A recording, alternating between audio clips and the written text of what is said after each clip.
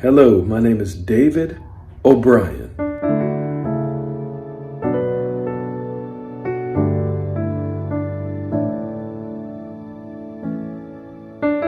And I'm here for your success in the areas of purity.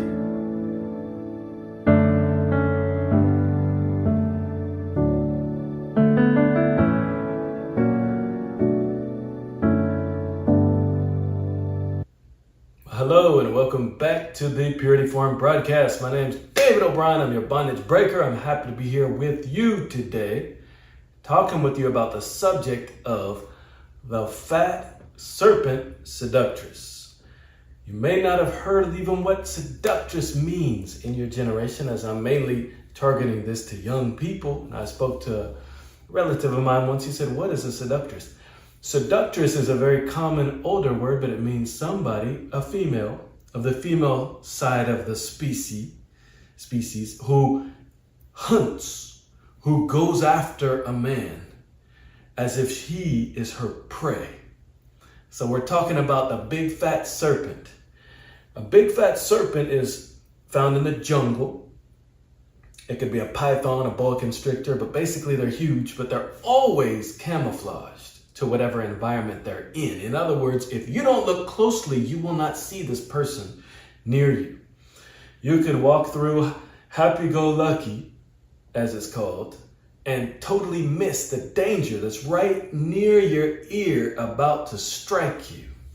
Secondly, a large serpent doesn't just kill you with venom and one bite and you're dead. It's not like you get shot in the head in your school, whether you're in high school or wherever you are. It's not like someone comes in with a gun and shoots you. Don't be afraid of that either. But we should never live in fear. We live with understanding on how to deal with situations. But the thing is, if there's somebody, when we're talking about the big fat serpent, that serpent does not want to just kill you. It wants to squeeze and suffocate you. It is actually very different, and it's like when it comes to the seductress, also it slimes you. Meaning, contact with this being, this kind of person and spirit that the person has, contact with that leaves you slime. It's like something's on you, like a slug or whatever. It's on you that you wasn't there before you had contact, and after it's there, and it's kind of like someone put a shot in your head and just you don't know where you're at or what's going on. Or, it's not physical. That is something affecting your nervous system, your central nervous system, and it made you woozy. Well, what that is you have had a spiritual encounter with a seductress. Now, a seductress, you need to understand what a seductress is. Let's move away from the analogy of the serpent for a moment. I want to explain to you the peril of a seductress. Now, a seductress is basically has been hurt herself. You need to understand this. A seductress has a permanent wound unless she gets healed by a higher power, which is why I'm doing this show. If you find yourself in that category, watch some of my episodes. You can be freed from that. But a seductress has been hurt. She herself fell into a trap, or some sort of an evil hunter attacked and diminished her. Made her see herself. That was generally a male, not always, but generally a male, attacked her when she was susceptible, somehow deceived her, or simply straight attacked her and diminished her in her view of herself in her own eyes. So that now she feels she cannot escape a low view of herself. So her energy is always there. It's always going toward how to elevate myself in her own eyes or in the perceived eyes of others. And one way to do that is to prey on men, on males, especially successful males, especially if you're popular or doing well. The seductress will be there, especially if you have God nestled in the inside of you. If God is your life, you are valuable to God, of course, but to the earth, to the plans of God in the earth. You're extremely valuable, and you will help a lot of people. You have a light shining through you. And it's not visible to the physical eye. This is not a physical science. This is reality. This goes beyond the physical realm. You are communicating something. And people see it and know it. Whether they respond appropriately or not, that's on them. You need to know it and know this. That seductress serpent will show up and try to somehow basically scrape against you with her poison.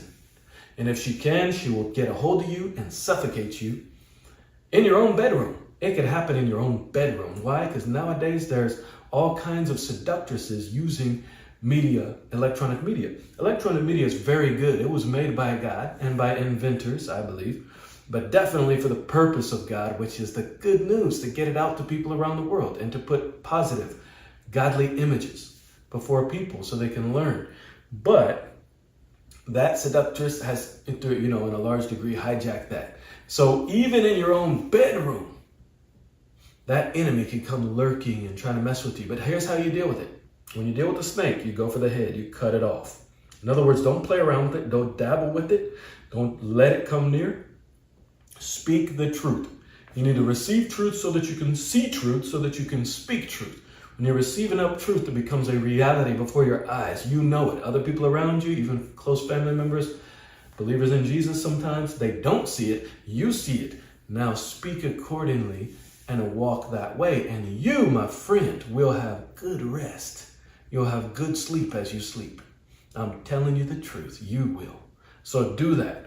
Now I want to get back to the seductress, the fat serpent seductress. So basically she's been wounded. She's been hurt. She carries a wound, and that is almost a crippling wound, and that causes her to act the way she does. If a young woman or an older woman, whoever it is bent on getting you to notice her, not just notice, not just be nice, to fall for her, to follow her.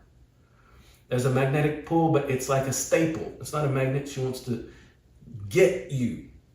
Now that is a seductress, and we need to detach and stay away from that person, except you have to have skill to go near, drop bombs of love and truth out of your mouth, and keep moving, because you can free her, my friend. And if you do that, you've reached the highest point of this challenge. This is one of the challenges in life.